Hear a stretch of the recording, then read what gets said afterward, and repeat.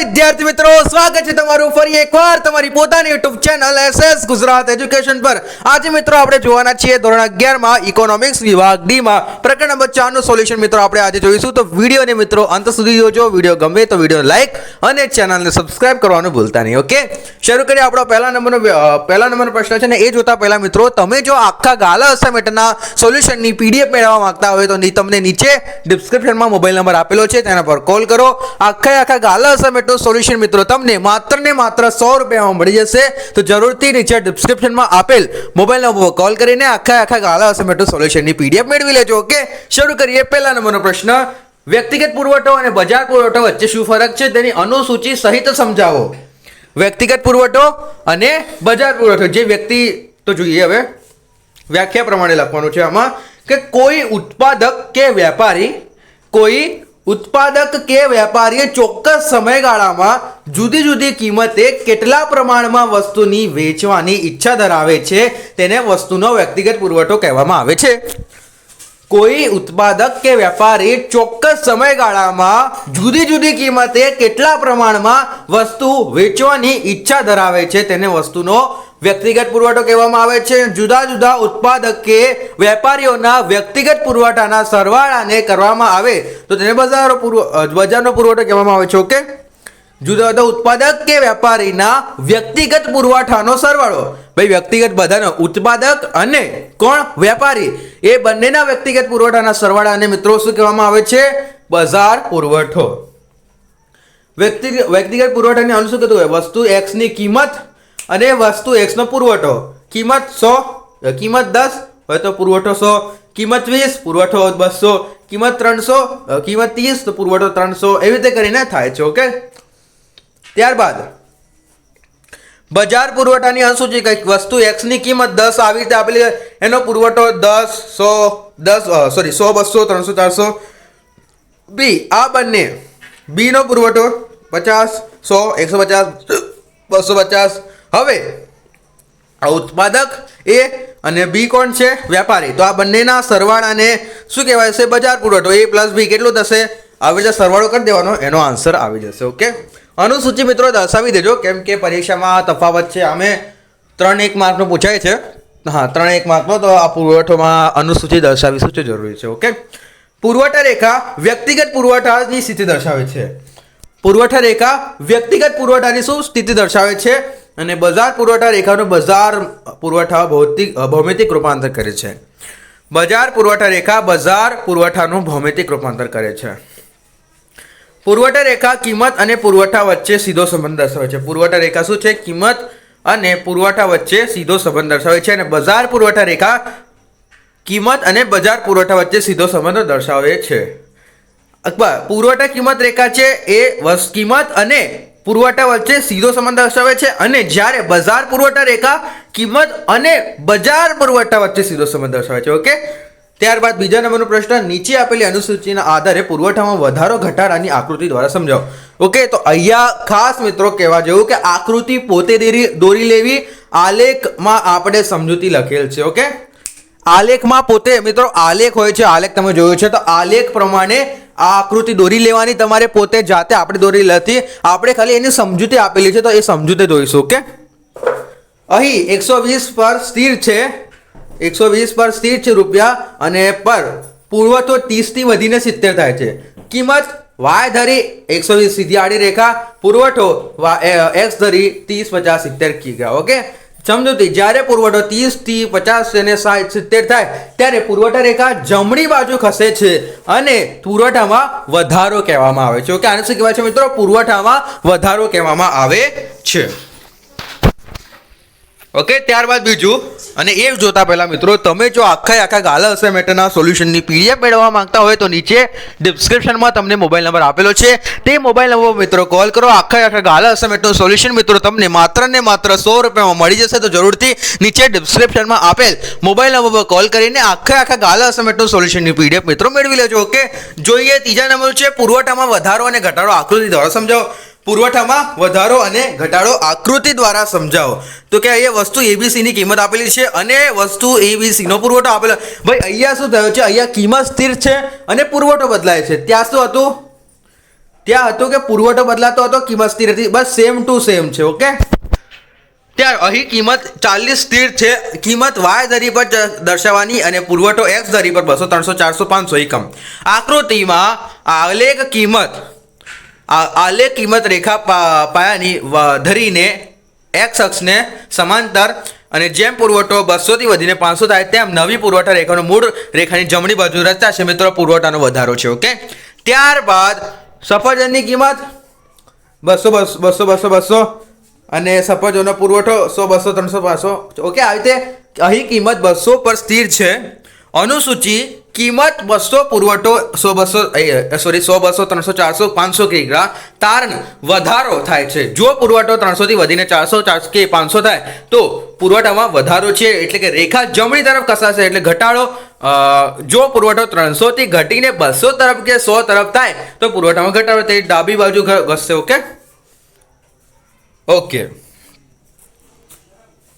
ત્યારબાદ 5મા નંબરનો પ્રશ્ન જોતા પહેલા જો મિત્રો તમે આખા ગાલા અસાઇનમેન્ટના સોલ્યુશનની આ પીડીએફ મેળવવા માંગતા હોય તો નીચે ડિસ્ક્રિપ્શનમાં તમને મોબાઈલ નંબર આપેલો છે, તેના પર કોલ કરો.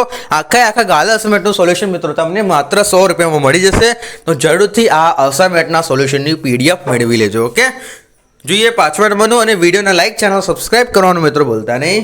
પુરવઠાને અસર કરતા વસ્તુની કિંમત સિવાયના પરિબળો વિગતે ચર્ચા કરો. વસ્તુની કિંમત સિવાયના પરિબળો. પહેલું છે ઉત્પાદનના સાધનોની કિંમત. ઉત્પાદનના સાધનોની કિંમત ઘટે તો ઉત્પાદન ખર્ચ ઘટે. પુરવઠાને અસર કરતા વસ્તુની કિંમત સિવાયના પરિબળો કીધા છે. ઓકે,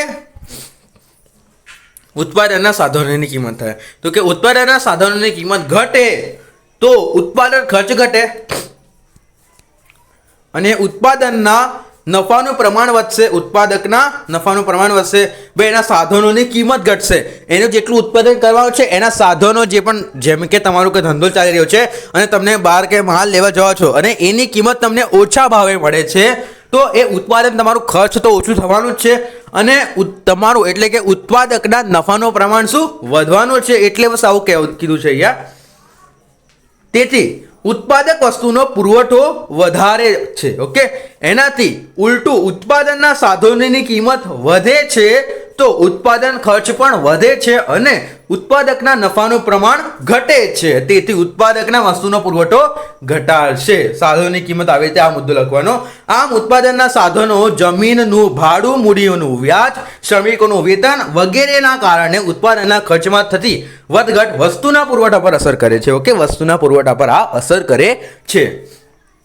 ત્યારબાદ બીજું છે ટેકનોલોજીની કક્ષાએ વસ્તુની કિંમત સિવાયના અન્ય પરિબળો જોઈએ છે મિત્રો. ઓકે, સિવાયના પરિબળો જોઈએ છે. એમાં ટેકનોલોજી કક્ષાએ તો કે ટેકનોલોજીનો વિકાસ સમય, શક્તિ અને બચત સાથે ગુણવત્તાયુક્ત વસ્તુનો ઓછા ખર્ચે ઉત્પાદન શક્ય બનાવે છે. શું કીધું છે આપણને? ટેકનોલોજીનો વિકાસ, સમય, શક્તિ અને બચત. ટેકનોલોજી આપણે સમયનો બચત થાય છે, શક્તિનો બચત થાય છે અને ગુણવત્તાયુક્ત વસ્તુ આપણને ઓછા ખર્ચે મળી શકે છે એ શક્ય બનાવે છે. તેથી ઉત્પાદકને નફાની શક્યતા શું વધે છે અને પરિણામે ઉત્પાદક પુરવઠો વધુ પુરવઠો બજારમાં વેચવા માટે મૂકે છે. ઓકે, આમ ઉત્પાદનની આધુનિક પદ્ધતિ એ અદ્ભુત ટેકનોલોજીનો ઉપયોગ વસ્તુના પુરવઠાને અસર કરે છે. ઓકે, આમ ઉત્પાદનની આધુનિક પદ્ધતિ એ અદ્ભુત ટેકનોલોજીનો ઉપયોગ વસ્તુના પુરવઠાને અસર કરે છે. ત્યારબાદ ત્રીજું છે અવેજી વસ્તુની કિંમત. અવેજી વસ્તુની કિંમત તો કે કેટલીક વસ્તુઓ એકબીજા સાથે અવેજના સંબંધથી જોડાયેલી હોય છે. કેટલીક વસ્તુઓ એકબીજા સાથે અવેજના સંબંધથી જોડાયેલી હોય છે. વસ્તુનો ભાવ સ્થિર હોય પણ અવેજની વસ્તુનો ભાવ બદલાય છે તો તેનો પુરવઠો બદલાય છે. ઓકે, જેમ કે ચશ્મા અને લેન્સ એકબીજાની અવેજી વસ્તુઓ છે. જો ચશ્માની કિંમત વધે તો ચશ્માનું ઉત્પાદન વધે અને ચશ્માની કિંમત વધશે તો તેનું ઉત્પાદન શું વધશે અને લેન્સનું ઉત્પાદન ઘટશે.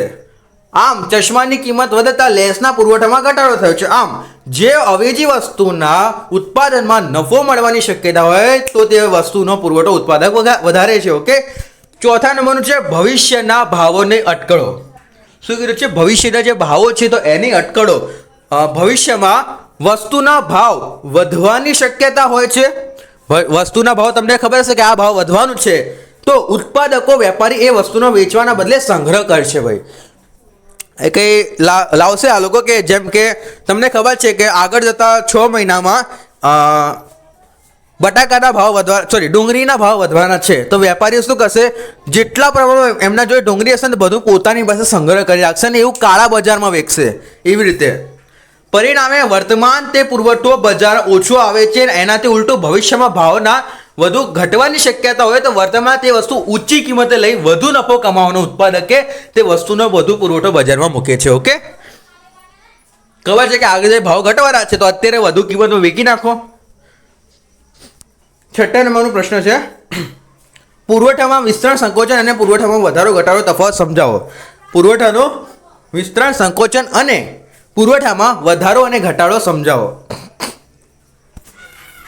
આનો આન્સર જોઈશું. પુરવઠાનો વિસ્તરણ સંકોચન અને પુરવઠા વધારો કર્યો. 1. પુરવઠામાં વિસ્તરણ સંકોચન માત્ર કિંમતના ફેરફારના કારણે થાય છે. પુરવઠામાં વિસ્તરણ અને સંકોચન માત્ર કિંમતના ફેરફારના કારણે થાય છે. અને બીજું છે પુરવઠામાં વધારો ઘટાડો કિંમત સિવાયના પરિબળોમાં થતા ફેરફારના કારણે થાય છે. ઓકે, પુરવઠામાં વિસ્તરણ સંકોચન માત્ર કિંમતના ફેરફારના કારણે થાય છે અને પુરવઠામાં વધારો ઘટાડો કિંમત સિવાયના પરિબળમાં થતા. ભાઈ વિસ્તરણ સંકોચન એટલે મોટું ઓછું થયું અને અહીંયા વધારો થવો અને ઘટાડો બંને અલગ અલગ છે.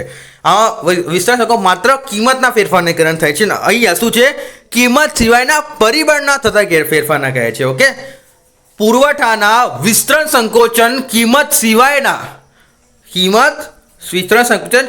સિવાયના અન્ય પરિબળો સ્થિર રહે છે અને અહીંયા વધારા ઘટાડી કિંમત સ્થિર રહે અને અન્ય પરિબળો ફેરફાર થાય.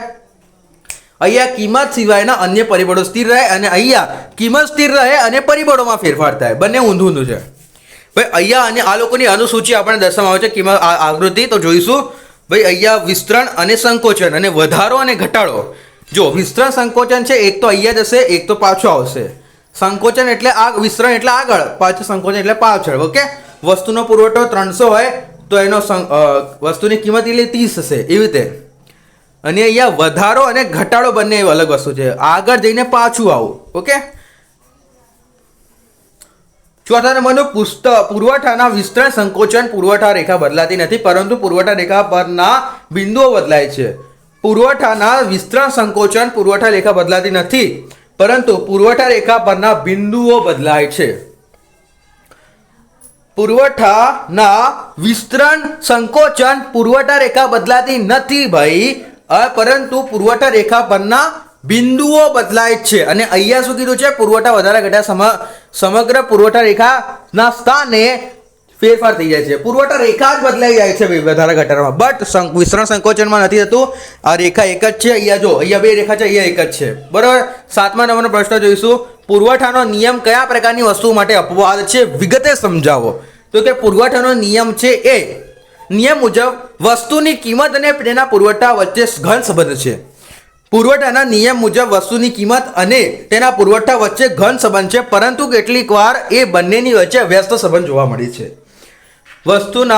પુરવઠાના નિયમ મુજબ વસ્તુની કિંમત અને તેના પુરવઠા વચ્ચે ઘન સંબંધ છે, પરંતુ કેટલીક વાર એ બંનેની વચ્ચે વ્યસ્ત સંબંધ જોવા મળે છે. આવું બને ત્યારે પુરવઠાના નિયમના અપવાદ તરીકે ઓળખવામાં આવે છે અને આવા કેટલાક અપવાદો નીચે મુજબ છે. એક અલભ્ય વસ્તુઓ. શું અલભ્ય વસ્તુઓ? તો કે અલભ્ય વસ્તુઓની કિંમત એકવાર ફરીથી મિત્રો વ્યાખ્યા વાંચીશું. પુરવઠાનો નિયમ મુજબ વસ્તુની કિંમત અને તેના પુરવઠા વચ્ચે ઘન સંબંધ છે. વસ્તુની કિંમત અને તેનો પુરવઠા વચ્ચે શું છે, ઘન સંબંધ છે, ઋણ નથી. પરંતુ કેટલીક વાર બંનેની વચ્ચે વ્યસ્ત સંબંધ પણ જોવા મળે છે એવું કીધું છે આપણને. અને આવું બને ત્યારે પુરવઠાના નિયમ અપવાદ તરીકે ગણવામાં આવે છે. ભાઈ આવું જ્યારે અહીંયા આપણને કીધું છે ઘન સંબંધ છે, બટ જ્યારે ઋણ સંબંધ પણ થાય છે, ઓકે, બંને વ્યસ્ત પણ થાય છે, ત્યારે આ અપવાદ તરીકે ઓળખવામાં આવે છે.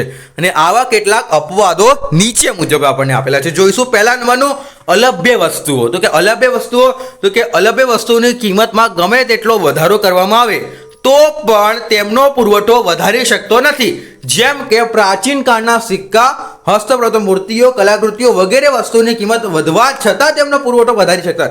ભાઈ કોઈ પણ જૂના સિક્કા છે એની કિંમત તમે 50 કરોડે રાખો ને તો એ તમારા જોડે 1000-2000 લોકો નહીં આવે ખરીદવા માટે 50 કરોડના વસ્તુ પર. એ આપણને કીધું છે. અને આપણો નિયમ શું કહે છે કે કિંમત વધતા પુરવઠો ઘટે છે અને કિંમત વધતા પુરવઠો ઘટે છે અને કિંમત ઘટતા પુરવઠો વધે છે. બટ અહીંયા શું થયું છે, કિંમત વધ્યું છે પણ પુરવઠામાં કોઈ ફેરફાર થયો નથી. ઓકે, હજુ તો પુરવઠો ઘટી ગયો આ લોકોનો, અહીંયા અપવાદ થયું છે. ઓકે, આવી વસ્તુનો સ્ટોક હોય, પુરવઠો ન હોય. નાશવંત વસ્તુઓ, તો કે નાશવંત વસ્તુઓ લાંબા સમય સુધી સંગ્રહ કરી શકાતી ન હોવાથી તેના ભાવ ઘટી જાય તો પણ તેનો પુરવઠો ઘટતો નથી. નાશવંત વસ્તુઓનો લાંબા સમય સુધી સંગ્રહ કરી શકાતો ન હોવાથી તેના ભાવ ઘટી જાય તો પણ તેનો પુરવઠો ઘટાડતો નથી.